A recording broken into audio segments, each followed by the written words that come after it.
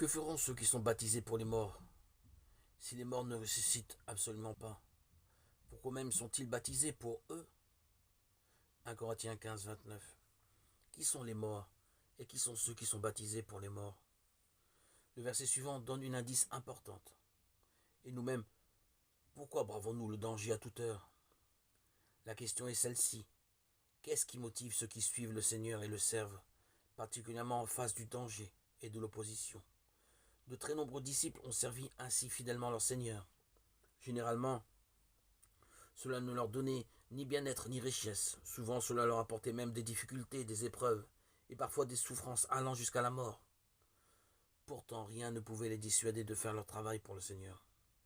Et ce qui peut être encore plus surprenant, c'est que de nouveaux ouvriers entrent dans les rangs de ceux qui ont travaillé et remplacent ceux qui ont quitté l'armée des serviteurs de Dieu pour être avec le Seigneur.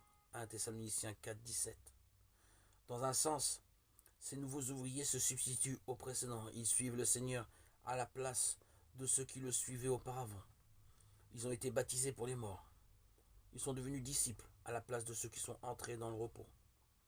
Ils ont vu les détresses et les difficultés, les exercices de cœur et parfois les grandes souffrances de ceux qui ont suivi ce chemin avant eux. Ils ont tout de même décidé de s'engager dans le même combat.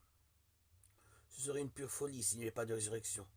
Christ ne serait pas ressuscité et tous les chrétiens auraient cru à une fable.